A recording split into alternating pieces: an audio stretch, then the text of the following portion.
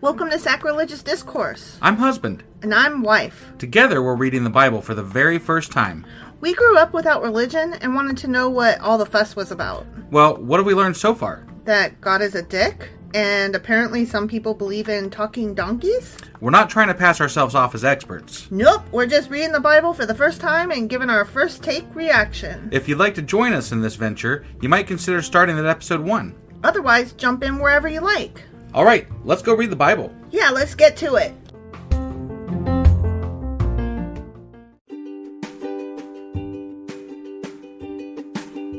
Hey wife, did you know that Anchor is sponsoring our show? Really? Don't we use Anchor to distribute our podcast on Spotify and Apple Podcasts? Yeah, and we are on just about every other platform available as well, thanks to them. Why do we use Anchor as our podcasting service? Well, they make editing and distributing our show a breeze. What if one of our listeners wants to start their own podcast? Then they should head over to anchor.fm or download the app to get started. Awesome! You guys should go do that right now! Husband! Wife! Do you know what today is? I do. Do you know what today is? Today is Q&A Saturday. That's the one. It is. Yeah. So we had some questions. We did have some Q's. And now we're going to answer them? I have some A's. You have some A's? Yeah. Okay. So one of our questions was about the difference between Beelzebub and Baalzebub. Yeah. And the other one was about that guy who sacrificed his son and then the Israelis. I said Israelis. Yeah, no. That is not correct. Israelites. The Israelites. I apologize. That was so wrong. Yeah.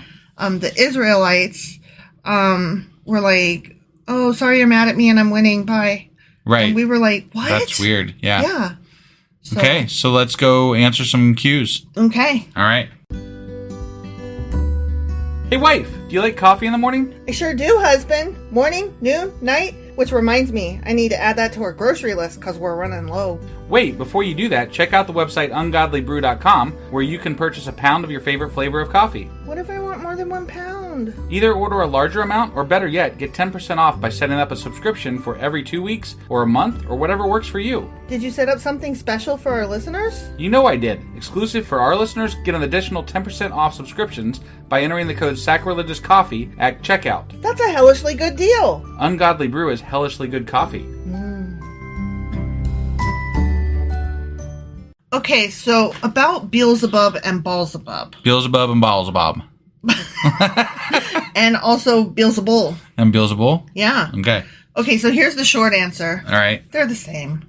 Got it. Okay. Yeah. You want a little bit more details on that, I though? suppose. Sure, let's do it. Okay, so Beelzebub and Baalzebub are the same, and they are associated with the Canaanite god Baal. Okay. Yep. And then Beelzebul is another one that we see somewhere. At some point. Down the road. And that is derived from a Philistine god. Oh, interesting. Okay? And Beelzebul is also the same name as Satan. Okay? Got it. Beelzebul is? Yeah. I thought, because I've heard Beelzebub associated with Satan before, too. They are kind of all, it just depends on which part you're reading, what thing you're reading. Got it. Okay? So in Christian times, Lucifer came to be regarded as the name of Satan before his fall. Okay. So Lucifer was the angel. Got it. And then he fell, and then he became Satan. Okay. Okay? All right. Satan is the prince of devils. Beelzebub is the lord of flies and the lord of dung. The Lord of Flies, huh? Mm-hmm. That's interesting. You never heard that? No. Oh. I knew And that dung, one of them huh? was the lord of flies. You are dumb. No, I said dung. I said dung. Then you said I'm dumb. No, I did not. Well, you are, though. Oh, okay. But yes, dung like doo-doo. Got it. Okay? Yeah. And then Lucifer, of course, is the fallen angel of light, or the light bearer, or the morning star, or the herald of the dawn. Got it. Okay? So it sounds like even when it comes to who the fuck Lucifer, Satan, yada, yada, yada is, there's a lot of confusion even there. There is. And sometimes it's all one entity. Sometimes it's various things that fall under like one, like Satan is the big one and all of the other ones fall under him. Sometimes they're all various demons and devils. Right. So it just... But it seems like in like, just common vernacular today, most of it was bad in the Bible is also considered the devil. Right. Like, like when we're just talking Beelzebub and Lucifer and, whatever, like they all kind of refer back to that same entity. So. Yes, but I have a thing to push back on that a little bit. Okay. Like you said that with regard to the Bible, that it's like the devil or the evil thing in the Bible. Sure. In the Old Testament, Satan is viewed as the prosecutor of Yahweh's court. Interesting. Like, particularly, the example given was the book of Job. Okay. He's not regarded as an adversary of God, but a tool of God and as the prosecutor. Like, so that arm. He only became the devil because people misread him? Yes.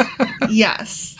Okay. And then also the New Testament and Christianity onward, they had to have a bad guy. You know what I mean? Right. Like, it's not our fault when we're evil. It's the devil's fault. The devil's fault. Right. And of course, there's the question of, but the devil is something that God made. Right. Right.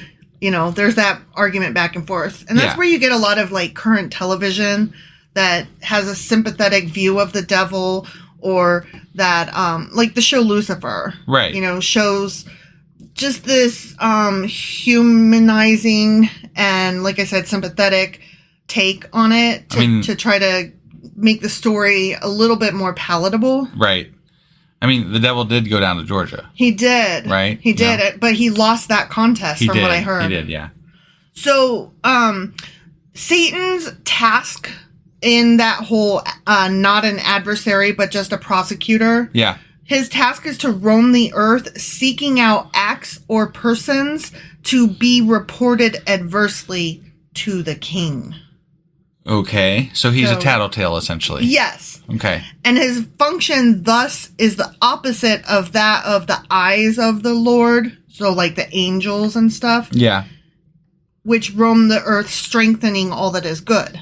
Got it. Okay. Except for that one time when they blocked Balaam's passage and then almost killed him. That was Balaam. Balaam, yeah, sorry. Yeah. He wasn't strengthening anything there. He was just ready to kill him. Yeah. So yeah. Again, it just depends on what part of the Bible you're reading. Right. And also God sent the people of the angels to destroy what were the two cities? Sodom and Gomorrah. Yeah. And so they did not strengthen anything there other than, God's a dick. Well, yeah. So one might say that they were supporting God by getting rid of evil. Sure. But I think that's a stretch. That is definitely a stretch. So through his subordinate demons, Satan can take possession of human bodies, afflicting them or making them diseased. Interesting. And that's where you get shows like what we're watching currently on Paramount is Evil. Right. And it is so good, you guys. It's actually an award-winning show. Oh, I didn't realize that. I didn't either. Yeah. I mean, there are some things that were, as far as quality, that we were okay. But it's fun. Let's just say the acting is phenomenal, right? The acting is phenomenal. Some of the characters, like the daughters, we just are like, stop. Just stop. Yeah, the daughters are trash. We hate the daughters. We hate the way the daughters are written. The actresses are fine, and the daughters would be fine if they were written less annoying. Right. And the main character girl is not defined enough in her agnosticism and in her possession or whatever. I think that's where it lacks, is the writing has fallen a little short here and there. Yeah. Like, it's a good enough show, but, like, the writing falls short occasionally. Yeah. So. Yeah, I think that's it. But this is not a review about the show Evil. No, I just really like to talk about TV. Right. Because I watch it. Right. So, okay. And, we're talking about the devil. And so it's interesting to talk about what kind of shows that paint the devil in various lights. Right. So, in the show Lucifer, we've got the devil is this nice guy who was misunderstood, you know? And then in Evil, it's definitely this adversary and the Lord of Flies, and he is very evil. Right. So, it's just interesting that this one entity can create so much storyline and diversity in personality. Well, and TV likes to write about the devil a lot more than they do about God. Well, sure. Generally speaking, I would say. Good is boring. Good is kind of boring, yeah. So, okay, that was that question. Okay. So the next question was the three kings, Jehoshaphat, and I forget who the other two were. They joined up and they were going to attack the Moabites. Okay. Remember? Yeah. And then the Moabite king was like, oh no, we're losing or whatever. And so he's like, I'm going to kill my son. I'm going to like sacrifice him and stuff. Right? Yeah. And so we were like, wow, what? That escalated quickly. Jesus Christ. Right. So that act showed how desperate the king of Moab was following his defeat on the field. Okay. Yeah. And he did this to honor his pagan gods. Okay. And to show his own people his determination to prevent defeat. Okay. Okay. Yeah. So it was a show of strength that he did this, not desperation. Sure. Okay? I get that. And hold on, I'm not done. Okay. Okay. So when the Israelites saw this, particularly Jehoshaphat, they were like, Jesus Christ, this guy's not going to quit. Like, he just sacrificed his own fucking son to pagan gods. Right. And so they realized at that point that they could keep fighting and they could knock down a lot, but they were never going to be able to match that amount of will. Because Jehoshaphat was of God or whatever. Yeah. But he was still not all in, right? And the other two were not God at all. Right. They were all kind of bad, right? Yeah. So they didn't have this, well, we've got God on our side, so we'll just keep fighting. But God was technically on their side. Technically, but not, they didn't trust in him. You know what I mean? They were not godly people. Okay, and that's fine. That's fine. But like in the past, though, and this is what bothers me, I guess, is that in the past, if God was on the side of whoever, generally the Israelites, right? And then somebody questioned their faith by not doing what was expected of them, they would be punished. Absolutely. But here's the thing. They did not reach out and ask God for help, and they were not instructed in any way. So they weren't disobeying because they hadn't asked for help. Okay. They were just stumbling around in the dark doing their thing. Got it. So, like, essentially, God's not very much in control right now. Like, God is kind of secondary to even, like, pagan gods and stuff. Yeah. And that is a big deal. Like, even the Bible is admitting it by saying this pagan god was, this king sacrificed his son to this pagan god, and the Israelites stopped in their tracks and fucking quit fighting. Yeah.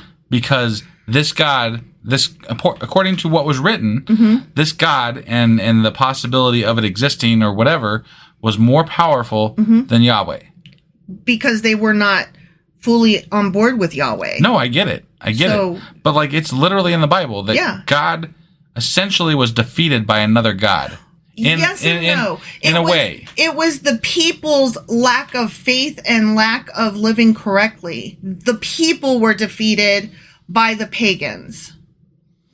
The people's lack of faith was defeated by this other guy's absolute faith. Got it. Misplaced, but still strong. It just strikes me. It doesn't help boost the argument for God, though. No, absolutely in any not. way whatsoever. Absolutely not. Because it's just it stinks of weakness to me. It does. It really does. Uninvolvement is weakness to me. Right. Now, I mean, there's no way that there's nothing that we have read thus far that brings me anywhere near believing in God. Right. Like, in fact, most of this has just been trash shit that I'm like, I wouldn't even believe in you if you did exist, because fuck you. Right. You know? Right. But like, when I read stuff like this, I'm like, why do we never hear about any of this kind of stuff? Like, why is this never discussed? Why don't we talk about these weak points where God was weak? You know, like, this would be, at the very least, if priests and pastors brought this up and talked about it, it could allow for failure. It could allow for not perfect, right? Well, the way that they would spin it, though, would not be what you're saying. It wasn't God being weak. It was man being weak. Right, but the way I view, the way God is portrayed in churches is essentially the way that swimsuit models are towards, young women who are worried about their image. Okay. Like, sorry, this is a long walk, I guess, but like. No, I'm here to follow. Yeah, no, I got you. So they portray God in such a way that, for people that don't read the Bible, the way God is portrayed and Jesus is portrayed is that your love has to be perfect and all encompassing, and you have to accept, and it's got to be perfect. You got to be all in, right? But that's not really the case if you actually read the entire Bible. The entire Bible says, well, you can be perfect. Solomon, for example, he was perfect up until that last fucking chapter in the book, right? When suddenly he had 1,000 wives or whatever. Yeah, and God loved this dude. He was all about Solomon, right? And then all of a sudden he's bad. But there's also been people that fuck up and they're like, but I'm going to, that have been working for the wrong side. And they're like, I, bow to your, because I saw his power, and then God accepts them. Right. But then he also curses entire generations. There's just no consistency. There's no consistency that we can see, yeah. Right. And it's crazy to me. It makes it very difficult to try to have any sympathy for this character, much less for those who choose to follow him. Right. And all I'm saying is that the way that God is portrayed to, churches and to the people that follow churches is that it's a perfect God. It's a God that deserves all of your love and all your respect and all your, all the things and all the money. Right. Definitely all the money. But if they taught the flaws as well, and I'm not even saying you have to be anti-God, but if you taught the flaws that are inherent in the Bible as well, you could maybe allow for people not to have this crazy view about what they have to do in life in order to win God's love. Right. It's just I don't know. It's too much. It's too much to live up to, and it's just not, you don't even have, the Bible allows for other things to be said that you could say, well, yes, even God's fucked up. Right. Right. And even God, even people that were there when he was around didn't fully believe. Right. I understand, you can be understanding to someone who doesn't fully understand and doesn't believe, because you can say, well, I understand because I've read the Bible and this is where this happens. And, yeah, I'm not trying to say, I'm just saying, I think that it's just not, there's no room for error in Christianity. You have to, it's all love for God. Well, and that is something that I can say on a personal basis with my parents. They think that the people who are Jesus freaks and who are really into the peace and love of Jesus and forgiveness and all that, right, that they're wrong, because that is a just do your best to be a good person attitude, and they're like, no, it's more than that. Right. You have to do all the God all the way. And but even they haven't read all the Bible, because clearly they're not doing all, I could, if we really wanted to, I could take your parents' actions, even just around us, and I could say, this is not godly. This is not, I guarantee you have mixed threads in your fucking shirts. Yeah. I guarantee you've done this, that, or the other. Well, the thing is their kind of Christianity, they want to say that they are living by the Old Testament rules without living by the Old Testament rules, but they also want to say that they are with Jesus and Jesus is Lord and King and blah, blah, blah, but that also Jesus is too weak. Right. You know what I mean? Yeah. They want their cake and eat it too. Yeah. And it doesn't really matter, because they're not actually the ones reading the Bible. They're reading the bits that somebody tells them to read. Sure. And then they're saying that they agree with they essentially think they've read the I guarantee if we talk to your parents and ask them if they read the Bible, they would say yes. Oh, yeah. 100%. Yeah, absolutely. But I also guarantee in the same breath, they have not read the entire Bible. At least if they have, not in the straight through method. No. And not without a coach nearby. Right. I absolutely you may have touched every section, but you haven't read the Bible. Right. No, I totally agree with you on that. So, I don't know. I just... It's very frustrating. It really is. Because we're trying to find a way to understand. We're trying to come into this story and this world and be like, okay, give me your best case. You know, present yourself. And at this point, I feel like I'm just holding out for the New Testament because I'm like, no, I got nothing, man. This is trash. This is crap. Yeah, definitely. So, I mean, we're having fun with this. Sure. I'm enjoying doing what we're doing, you know, and I love learning about it because it just it reinforces my beliefs. It reinforces my belief that there is no God, you know, and it's just there's no way. There's no fucking way. I agree. That's 100%. All. That's all I got. I started out agnostic, and now I'm pretty hard atheist. Yeah. I mean, that's how far I've come. So there you go. Well, it's this wonderful idea, right? Like you just on the side, it's like, yeah, okay, God, sure. Well, mostly my agnosticism wasn't like I allow for possibilities so much as that I'm like, well, in my personal life, it doesn't really matter one way or the other. Right. Like. But you don't even want to be associated with this fucker, do you? No. I'm like, no, there's absolutely no God because this God of this book is just human trash. Yeah, right. You know? Definitely. All right, we're going on a bit here, so we're going to go ahead and cut this off, and we will be back tomorrow with... Sacrilegious Book Club. That's the one. All right, we'll see you guys tomorrow for the book club and the wrap up, and then we'll be back on Monday with 2 Kings chapter 6. See you guys. Bye.